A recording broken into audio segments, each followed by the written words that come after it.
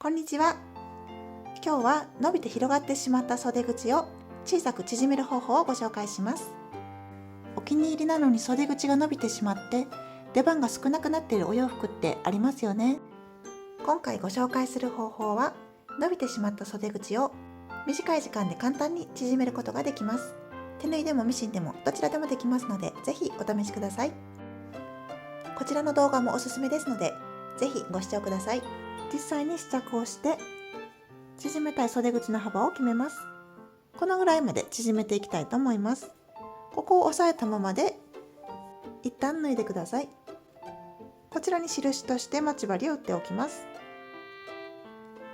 この幅が3センチなので3センチ3センチの合計6センチ縮めていきます。待ち針を外してひっくり返します。こちらが腕の内側で、こちらが腕の外側です。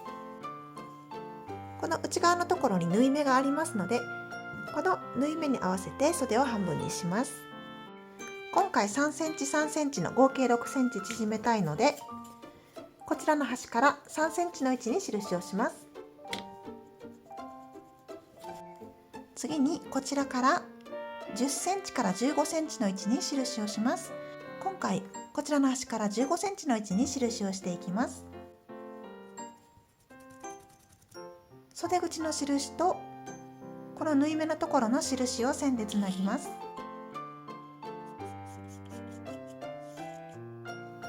こちらの印をする位置は袖口の印と直線でつないだ時に自然なラインになるように場所を調節してみてください。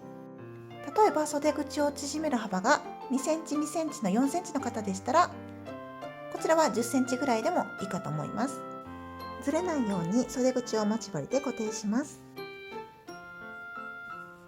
ミシンまたは手縫いで縫っていきます。手縫いの方は糸は2本取りで、並縫いまたは半返し縫いで縫っていきます。袖口は補強のために何度か縫っておきます。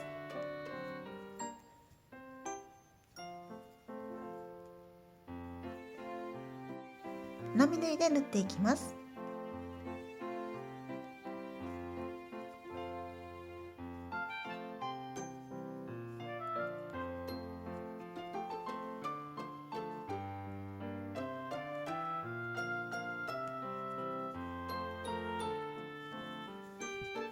縫い目の幅はなるべく小さくした方が綺麗に仕上がります。並縫いよりも強度を上げてしっかりと縫いたい方は半返し縫いで縫ってください。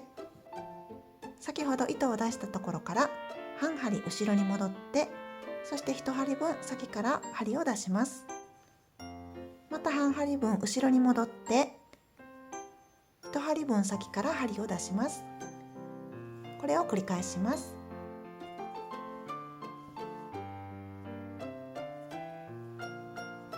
脇の縫い目のところまで来ましたら、ここで糸が抜けてしまわないように何度か返し縫いをしておきます。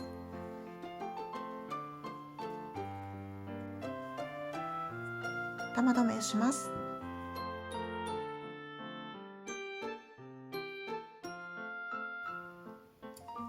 こちらが並縫いで、こちらが半返し縫いで縫っています。裏側はこのようになっています。完成です。こちらが縮めたところになります。このような感じで自然に仕上がっています。着用するとこのような感じです。縮める前のものに比べるとちょうどいい袖口の幅になっています。この内側の縮めたところもそれほど気にならないかとは思いますが、もし引っかかって気になるようでしたら、この縫い代部分を本体にまつり縫いで縫い留めておいてください。